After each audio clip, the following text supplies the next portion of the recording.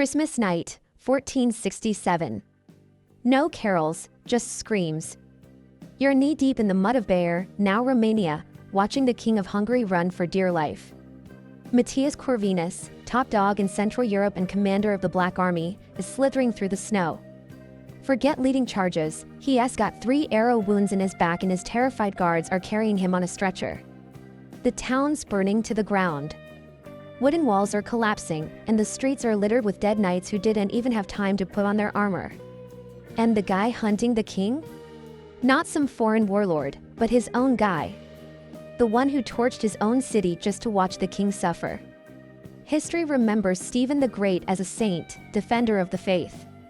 But the people who survived that Christmas massacre knew the truth. Stephen was a stone-cold tactician who knew one thing better than anyone. When you're a small fish, you don't play nice, you wreck the tank. Before we get into the rest of these forgotten stories, if you dig learning about history's hidden stories, hit that like button and maybe subscribe for more stuff like this.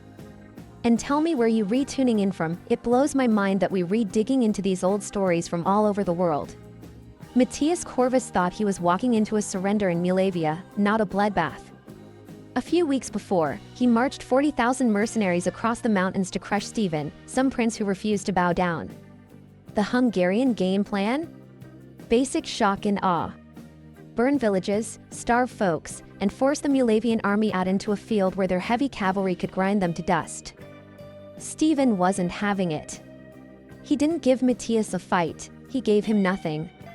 As the Hungarians pushed forward, they found empty food stores and poisoned water. Stephen had moved everyone and everything. Hunger started messing with Matthias's army. By the time they got to Bayer, the cold was killing as many soldiers as arrows. Matthias put his freezing army inside the town, feeling safe with the winter snow. He thought Stephen was running. He was dead wrong. Stephen was waiting. As night fell on December 14th, 12,000 Moldavians silently surrounded the town. No siege gear, just torches. On Stephen's go, the night exploded. They set the walls on fire from 3 sides, leaving the last open, not for escape, but as a trap. The fire spread like crazy.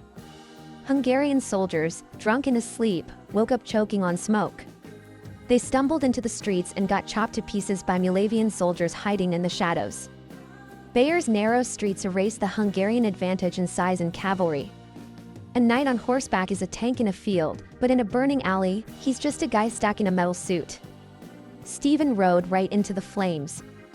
Stories say he was cutting through the chaos, hunting for Matthias. He wasn't trying to beat the army, he was trying to end the war with one strike. His archers saw the king's guard and let loose. Matthias caught 3 arrows. His guards barely managed to pull him out of the fire and get him to the mountains while his buddies burned. Eastern Europe's superpower got taken down in one night by a prince who had almost nothing. But what happened after shows who Stephen really was. The sun came up over a smoking Bayer, but Stephen wasn't throwing a party. He looked at his commanders, the ones who hesitated and let Matthias get away. No excuses. He lined up 20 of his top guys, rich landowners, and killed them in front of everyone.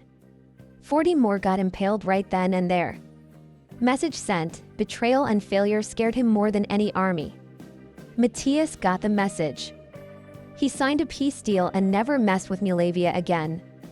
The Hungarian problem was gone. But Stephen didn't have time to kick back. The Ottoman Empire, led by the guy who took Constantinople, was watching. They saw a problem on the rise. To get why Stephen did what he did, why he burned his own towns and killed his own men, we need to rewind. We need to look at the blood on his hands way before he picked up a sword. We need to go back to wedding-turned-massacre and 2 orphaned kids hiding in Transylvania. To get the fire at Bayer, you gotta get the blood at Rosini. Gotta go back 16 years to October 1451. Stephen was just a kid then. Not a king, not a general, just Prince Bogdan II's son. Supposed to be a happy day, a wedding in Rosini. Wine flowing, music playing, guards relaxed. In Balkan politics, losing focus meant death. At the height of the party, the doors didn't open for a guest, they were kicked in by an assassin. Stephen's uncle, Petruron, stormed in with hired guns. He didn't want to talk. He wanted the crown. Before the guards could even grab their swords, it was a slaughterhouse. Stephen watched his father get cut down among the tables and spilled wine. Bogdan was beheaded right there. In the mess, young Stephen slipped away. He didn't just lose his dad that night. He lost his world, his future, everything. He was on the run in his own country, hunted by his uncle's goons who wanted to wipe out the last heir. He ran south, over the mountains, into Transylvania, then Wallachia. And that's where fate took a turn. Stephen found shelter with another orphan, someone carrying similar baggage. Vlad Dracula. History usually makes them rivals, but back then, they were like brothers, linked by the same dark past.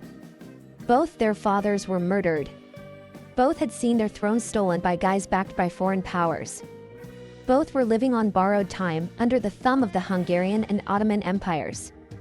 They learned how to survive the hard way. They figured out why their fathers died. Bogdan trusted his family and paid for it. Vlad's father trusted the nobles and got buried alive. The lesson stuck: trust no one, strike first. Mercy is for those who are safe, and they never were. Those years shaped Eastern Europe. Vlad, older, tougher from his time as a hostage in the Ottoman court, was fire, terror, all-out destruction. Stephen was ice, watching, waiting, calculating. While Vlad dreamed of sticking his enemies on spikes to create a landscape of fear, Stephen understood that fear alone wasn't enough.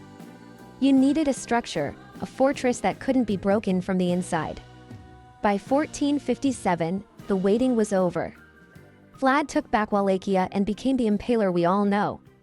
He didn't forget his cousin. He gave Stephen 6,000 Wallachian soldiers and sent him north to Moldavia. Time to settle the score.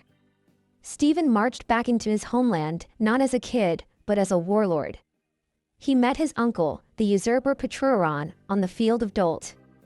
It wasn't a fight, it was an execution. Stephen's army crushed the usurper's forces. Aaron ran to Poland, starting a years-long hunt that Stephen was obsessed with. But the win was clear. At 24, Stephen the Great was crowned Prince of Moldavia. The ceremony was in a field, under the sky, surrounded by the soldiers who fought for him. It was a coronation of steel, not gold. As the crown was placed on his head, Stephen looked out at the Moldavian nobles, the ones who bowed to his father, then his uncle, and now him. He saw the same faces who stood by and watched his father die at that wedding. He knew how little their loyalty meant. He realized that beating his uncle was the easy part. The real war was just starting, not against Hungary or the Ottomans, but against the traitors within. The nobles thought they could control this kid, just like they controlled his predecessors. They thought he was just another placeholder in Moldavian politics. They were wrong. They thought they had crowned a puppet. Instead, they had crowned a guy who had spent 6 years planning how to break their power, piece by piece. The Balkan orphan had come home, and he had brought a sword for everyone. Stephen sat on the throne, knowing he was sitting on a bomb. Back then, a prince was just a manager, only in charge as long as he kept the powerful noble families happy. Step out of line, and you'd end up poisoned, stabbed, or kicked out. Stephen's father got killed because he wasn't careful. Stephen wasn't going to make the same mistake. Vlad had dealt with this in Wallachia with pure violence. He invited his traitorous nobles to a party, asked them how many princes they had survived, and then impaled them while he ate dinner. It worked, but it was unstable. It made everyone scared and left Vlad with no one to run the country. Stephen chose a harder, but more sustainable way. He didn't just want to kill traitors. He wanted to change society. He started a purge, but he did it carefully, like a surgeon. He grabbed the estates of any noble who even looked like they might be disloyal. Executions happened, but they were always followed by giving away the land. He took it from the old families who thought they deserved to rule and gave it to a new group. He called them the Vitagi, or the Braves. These were not rich nobles. They were lesser nobles, free farmers, and soldiers who had proven themselves in battle.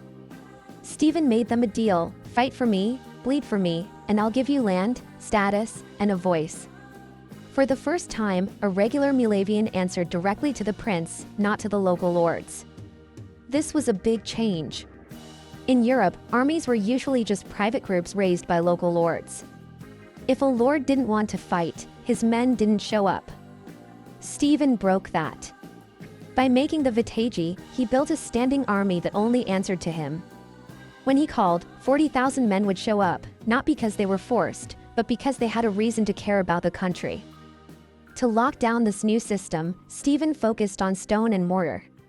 He started building a bunch of fortresses that would make Moldavia tough to crack. The best one was the citadel of Suceava. He didn't just fix the old walls, he designed a fortress that could handle the new weapon, cannons. He made the walls thicker, the ditches deeper, and built better places to fire from. Suceava became the symbol of his rule, strong, serious, and permanent.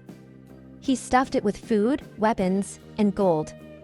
It sent a clear message to everyone, friends and enemies, the time of weak Moldavian princes was over. But this power grab came at a cost. The old noble families were angry. They sent secret letters to Hungary, Poland, even the Ottomans, begging someone to get rid of this tyrant. But Stephen was always one step ahead. He had a huge spy network that reached every court in the area. He knew who was talking about him before they finished speaking. By the early 1460s, Stephen had done the impossible. He had calmed down his country. He had a loyal army, a full treasury, a safe throne.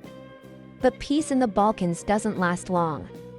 Just as he finished fixing his own house, the neighborhood started burning.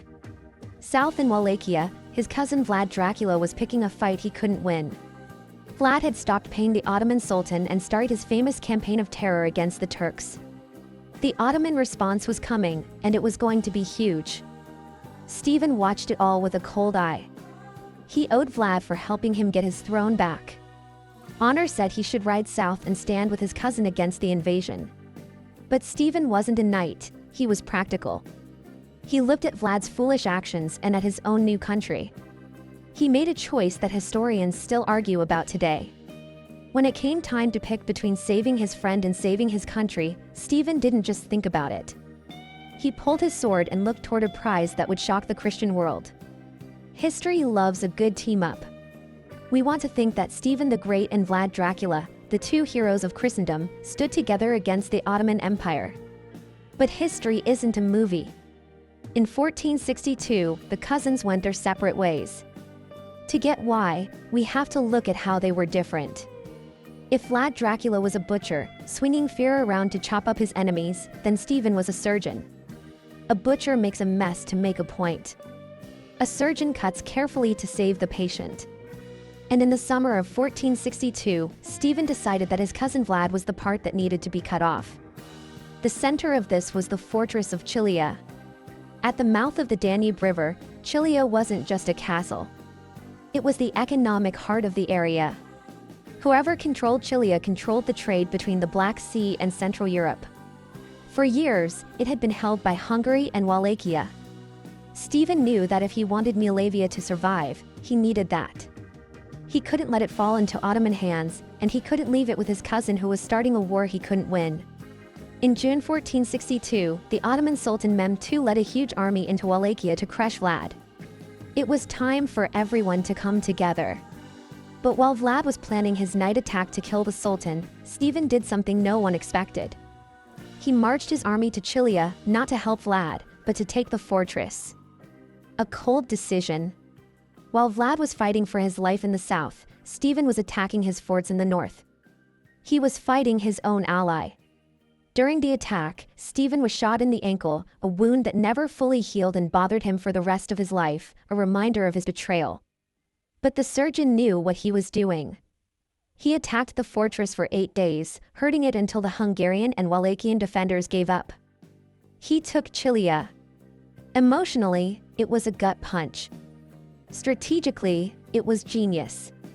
By taking Chilia, Stephen protected Moldavia's economy and closed the Danube to the Ottoman navy. He knew Vlad was finished. Vlad's harsh ways had turned his nobles against him, and he had no support from other countries. Stephen decided that it was better for Moldavia to control the Danube than to go down with Vlad. Shortly after, Vlad had to run to Hungary, where he was thrown in prison not by the Turks, but by King Matthias Corvinus, the same guy Stephen embarrassed at Bayeux. The Ottomans put Vlad's younger brother, Radu the Handsome, in his place. Radu was the opposite of Vlad, soft, easy to push around, and loyal to the Sultan. Wallachia was basically an Ottoman area. Stephen was on his own. Moldavia was now the last independent power in the area. He had his fortress, his trade route, and his army. But he had lost his buffer. There was no crazy dragon to the south to distract the Ottomans. The way to Moldavia was wide open. Stephen spent the next 10 years getting ready. He knew he would have to pay for Chilia. He stopped paying the Sultan his yearly payment, picking a fight just like Vlad had. But Stephen wasn't counting on spikes in fear. He was counting on his vitaji, his peasant army, and the forts he had built. In 1474, the call came. Mehmed the Conqueror, the guy who had taken down empires, was done with this annoying prince. He didn't just want money anymore. He wanted Moldavia. He sent 120,000 men, maybe the strongest army on earth at the time, north. The surgeon had cut out the butcher to save the patient. Now he had to show he could survive the problems that followed.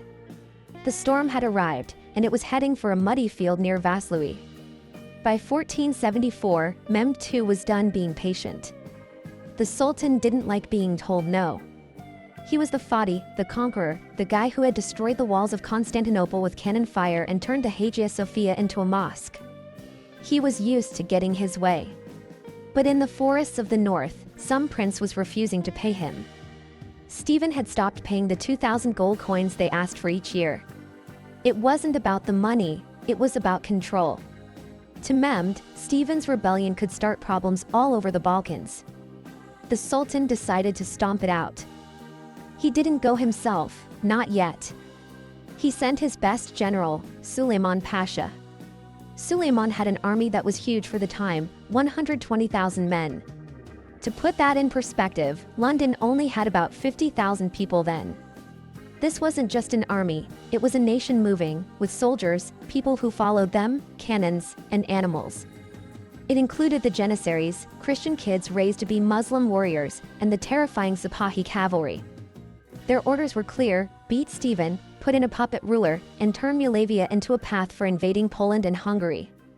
Stephen could maybe get 40,000 men together.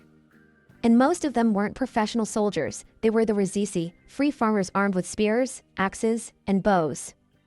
It looked like a suicide mission. 3-to-1 odds against the best army in the world. But Stephen knew something Suleiman didn't, the season. The Ottomans invaded in late 1474. Winter was coming fast. Stephen looked at the sky and the mud and decided to use the land as a weapon. He gave an order that scared even his own people: leave nothing for the enemy. As the Ottoman army moved north, they found nothing. Villages were empty. Food stores were bare.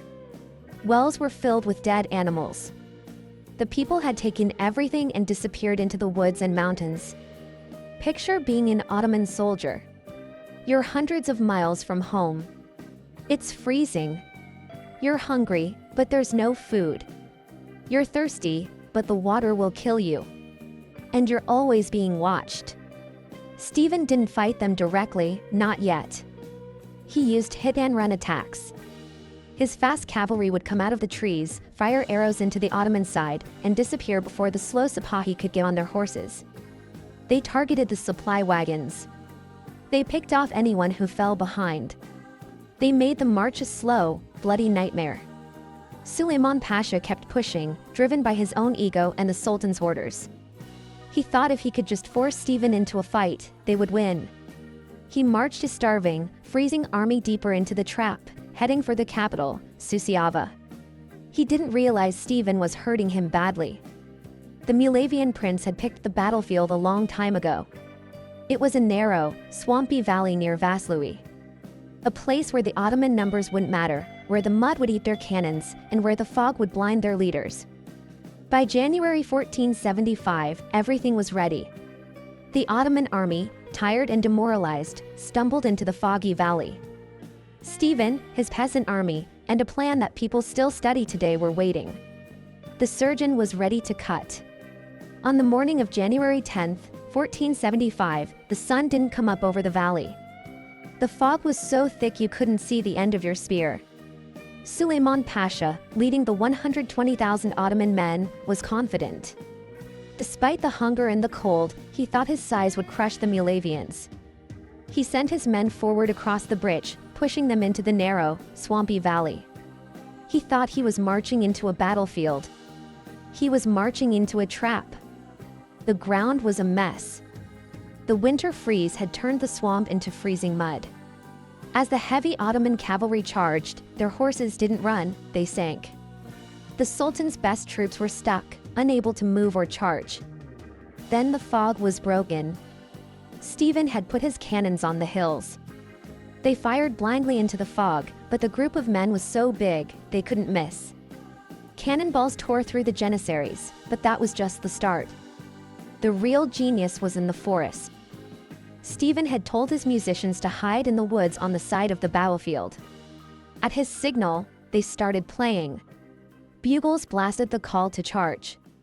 Drums sounded through the trees to the Ottoman leaders. Confused by the fog and the noise, it sounded like a fresh army was attacking their side.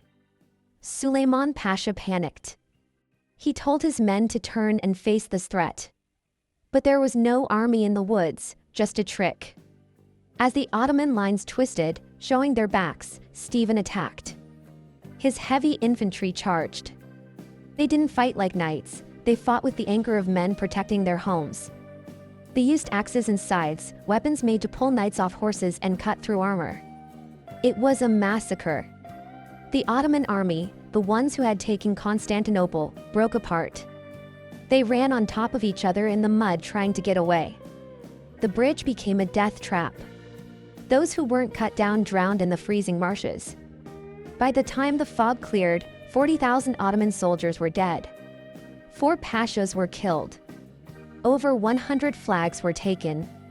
It was the worst loss the Ottoman Empire had ever had against a Christian leader. Stephen rode through the mess, but he didn't celebrate. He knew what he had achieved and what he hadn't. He had won a battle, but not the war. As his soldiers partied, calling it a miracle, Stephen sent a letter to the Pope and the kings of Europe. It wasn't bragging, it was a warning. "I have cut off the right hand of the pagans," he wrote. "But the other hand is coming." He knew Mehmed was angry. He knew the Sultan wouldn't let this go. Vaslui wasn't the end, it was just the beginning of something worse. The conqueror wouldn't send a general next time. He would come himself, and he would bring hell with him. Everyone thought Stephen was amazing. The Pope called him the athlete of Christ. Royal courts sent letters of congratulations. But letters don't stop cannonballs. While everyone partied, Mehmed too was planning an invasion that would make the last one look small. In the summer of 1476, the Sultan did something he didn't usually do, he took charge himself. He marched north with a huge army, and he made sure he had backup. He planned with the Crimean Tartars to attack Moldavia at the same time. Stephen was waiting with his defenses. But when he got word that the Tartars were burning villages in the east, his peasant army begged to go home to protect their families. Stephen, knowing that a soldier worrying about his home is useless, let them go. He had barely 10,000 soldiers left to face the Ottoman Empire. He picked his ground at Razbuini, a high area surrounded by forests. He couldn't win on strength, so he would turn the forest into a weapon. As the Ottoman soldiers came close, Stephen set the woods on fire. Picture fighting in an oven. The janissaries moved through smoke and burning trees, choking and blinded. For hours, the small Moldavian force held the line, fighting like crazy in the burning woods. But the number of Ottomans was too much. Mehmed, seeing his troops falling back, threw in his personal guard. The Ottoman wave broke over the Moldavian shield wall. Stephen's army wasn't just beaten, it was destroyed. It was so bad that the battlefield was called Valia Alba, the White Valley. Afterwards, the ground was covered with the bones of the dead. Stephen got away, but he was broken. His army was gone. The Sultan was marching on his capital. Most kings would give up or run away at this point. But here's where one of the best stories in Romanian history comes in. It's told in every school. And even if the details aren't exactly true, what it means to the country is. The story says that a hurt Stephen rode to the citadel of Nîmes, where his mother was. He knocked on the gate, wanting help. The gate didn't open. His mother showed up on the walls. She looked down at her son, the beaten king, and refused to let him in. "I am the mother of a winner, not a coward," she yelled. "Go back, get what men you can, die for your country, or come back a winner, but don't come here to hide." Whether she said those words or not doesn't matter as much as what Stephen did next. He didn't give up. He turned his horse around and rode into the mountains. He gathered the survivors. He got the farmers who had come back from fighting the Tartars. He turned into a ghost. Meanwhile, Mehmed was finding that taking the land was different from taking the people. He marched to the citadel of Suceava, thinking it would give up. It fired cannons at him. He marched to Nîmes. The gates stayed closed. His army, Hungary, started to die. The scorched earth was working again. Disease broke out in the Ottoman camp. Mehmed II, the man who had toppled Constantinople, was standing in a deserted, burnt land, watching his great army die from sickness and hunger. He had won the battle at the White Valley, but he was losing the war against the Moldavian spirit. In August 1476, with his supplies running low and his men dying, the Sultan ordered the retreat. He had burned the villages, but he hadn't broken the prince. Stephen came out of the mountains, not as a winner, but as someone who had survived. He walked through the White Valley, looked at the bones of his friends, and promised he would rebuild. But as the Ottomans retreated, a new danger appeared. It wasn't from the south, it was from the north. Poland, seeing Moldavia weak, thought it was time to take some land. Stephen was about to learn that in politics, neighbors are often more dangerous than enemies. By the 1490s, Stephen was an old man. He had spent 40 years fighting. His hair was gray, and the wound on his leg from the attack on Chile had become a terrible pain. He had earned a rest. He had earned the thanks of Europe. Instead, he got an invasion from his allies. In 1497, King John Albert of Poland gathered a huge army. He said he was starting a fight against the Ottomans to take back the ports on the Black Sea. Stephen was careful but got ready to help. But as the Polish army crossed the border, they didn't go toward the Turks, they went straight for Suceava, Stephen's capital. The mask had come off. John Albert didn't want to fight the Sultan, he wanted to kick Stephen out and put his younger brother, Sigismund, in charge. It was greed dressed as a crusade. The protector of Christendom was being attacked by the very people he was defending. But John Albert made a mistake. He thought Stephen was weak. He attacked Suceava, hitting its walls for 3 weeks. But Stephen had spent years making that place untouchable. The Polish cannons bounced off the walls. The Polish supplies started to disappear, stolen by Moldavian soldiers. Realizing his attack was failing, John Albert asked for a truce so he could retreat to Poland. Stephen agreed, but only if the Polish army went back the way they came, through the muddy roads they had already broken, not through the untouched lands of the north. John Albert agreed, then broke his word. He took his army into the Kosman forest. Stephen was waiting. On October 26, 1497, the Polish heavy cavalry entered the narrow paths of the forest. The trees towered over them. Suddenly, the forest seemed to fall. Stephen had told his men to cut the trees almost all the way through, hiding the cuts with moss. As the Poles passed, the Moldavians pushed the trees over. Horses were crushed. Knights were trapped before a single arrow was fired. Then the farmers attacked. It wasn't a battle, it was a riot. The heavy Polish armor was useless against trees and mud. The Moldavian farmers dragged the knights down, taking their weapons. One detail shows how much Stephen hated the nobles who had betrayed him. He captured thousands of prisoners, but he didn't ask for money, he put them to work.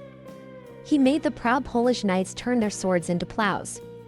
Then he put the nobles on the plows, treating them like animals, and made them farm the fields they had tried to take. He made them plant acorns. Picture it, men who thought they were better than everyone else, who had never worked in their lives, were being made to till the fields by the farmers they looked down on. The forests of Bukowina are said to have grown from the acorns planted by the Polish nobles. This was Stephen's last statement to the West. He was telling them that titles meant nothing to him.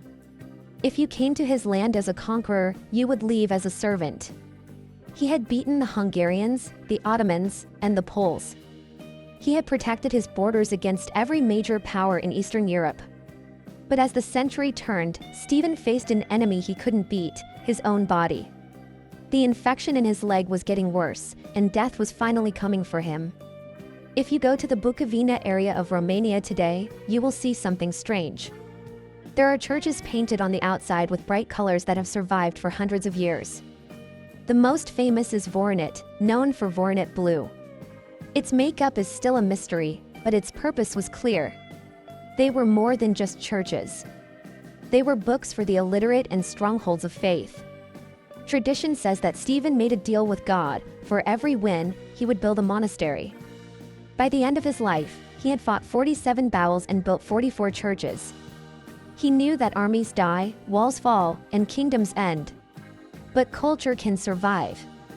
By putting these churches across the land, he was creating a backup for the Moldavian identity. He knew the Ottomans might take the land, but he wanted to make sure they could never take the soul of the people.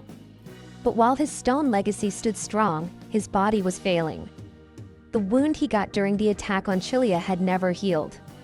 For 40 years, it had been a dull pain. Now, it became life-threatening. The infection was spreading. Stephen, the man who could outride men half his age, had to be carried. He called the best doctors he could. Doctors came from Venice, Genoa, and Nuremberg. But their methods were terrible. They tried to burn the infection out with hot irons. They cauterized the wound over and over, trying to stop the infection. Imagine having to run a country while going through that kind of pain. He met with ambassadors while his leg throbbed. He wrote letters to the Pope while unable to stand. He planned his defenses while stuck in bed. He retired more often to Putna Monastery, the first he had built. He wasn't hiding, he was planning for the future. He looked at the map of Europe and saw what his successors would face. Hungary was getting weak. Poland was untrustworthy. The West didn't care, and the Ottoman Empire was getting stronger. Stephen realized that the time of resistance was ending. He had held the door closed for almost 50 years, giving Europe time. But he knew that when he was gone, the door would break open.